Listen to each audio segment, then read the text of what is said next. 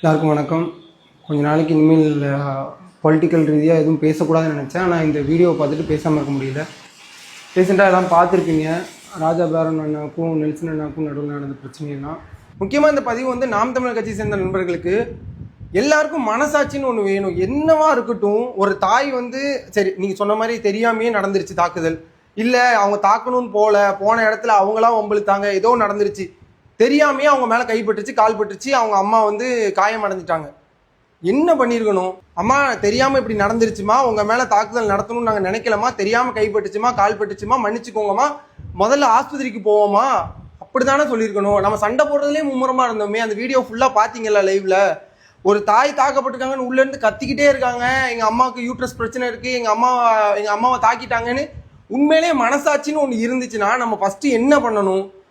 சரி நம்ம சண்டையை அப்புறமா வச்சுக்குவோம், முதல்ல அவங்க ஹாஸ்பிட்டலுக்கு கூட்டு போகிற வழியை பார்ப்போம், அப்படி தானே பேசியிருக்கணும். ஆனால் நம்ம சண்டை வளர்க்குறதுலேயே மும்முரமாக இருந்திருக்கோமே. இதுக்கு எப்படி நம்மளால வந்து முட்டு கொடுத்து பேச முடியுது? நான் நாம் தமிழர் கட்சி சேர்ந்த நண்பர்கள்ட்ட சொல்கிறேன், தயவு செஞ்சு நீங்களும் எல்லாத்துக்கும் முட்டு கொடுக்காதீங்க. நிறைய பேர் சொல்கிறது என்னென்னா, இந்த பிரச்சனைக்கும் கட்சிக்கும் சம்மந்தம் இல்லை. அதுக்கு நான் ஒரு விளக்கம் சொல்கிறேன். ஒரு கட்சியில் ஸ்டேஜில் ஏறி பேசுகிற அளவுக்கு ரெஸ்பான்சிபிள் உள்ள ஒரு பர்சன் ஒரு தப்பு பண்ணால் கண்டிப்பாக நம்ம ரெஸ்பான்சிபிள் எடுத்து தான் ஆகணும்.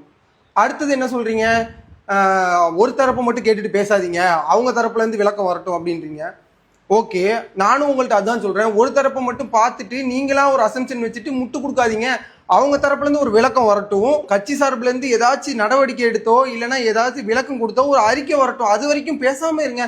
நீங்களும் மற்ற கட்சிக்காரங்க மாதிரியே இதுக்கும் கட்சிக்கு சம்மந்தம் இல்லை, அவர் கையை அவரே வெட்டிக்கிட்டாரு, அவர் வந்து கிரில்லு கேட்டுக்கு பின்னாடி இருந்தார், எப்படி போய் வெட்ட முடியும், அருவாலை எடுத்தது அதுக்கப்புறம் தான், அதுக்கு முன்னாடி அருவாலே எடுக்கல, கிரில்லு கேட்டுக்கு பின்னாடி இருக்கிற போய் எப்படி வெட்ட முடியும், அவர் கையை வெட்டிக்கிட்டாரு, வெட்டிக்கிட்டு இப்போ வந்து பிரச்சனையை சீரியஸ் ஆக்குறாரு. என்ன வேணா இருக்கட்டும். நான் முதல்ல என்ன சொல்றேன்னா, வீடு தேடி முதல்ல விளக்கம் கேட்க போனதே தப்பு தான்.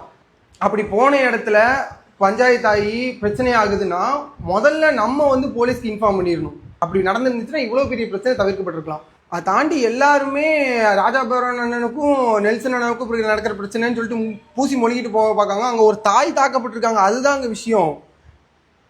நாளைக்கு நம்ம வீட்டில் வந்து நம்ம தாயை தாக்கினா நம்ம சும்மா விடுவோமா? அறுத்து எரிஞ்சிட்டு போயிட மாட்டோம்? கொஞ்சம் யோசிச்சு பேசுங்க, மனசாட்சியோட யோசிச்சு பேசுங்க. இப்போ இந்த வீடியோ மூலமாக எனக்கு எல்லா கட்சியிலேருந்து ஆல்ரெடி பிரச்சனை, இப்போ இந்த வீடியோ மூலமாக நாம் தமிழர் கட்சி கூடயும் பிரச்சனை தான் எனக்கு தெரியும். ஆனால் நான் சொல்கிறது கரெக்டாக இல்லையாங்கிறது நாம் தமிழர் கட்சியை நேசிக்கிற உண்மையான தொண்டர்களுக்கு தெரியும். அதே மாதிரி ஒவ்வொரு தாயையும் நேசிக்கிற மகன்களுக்கும் புரியும்.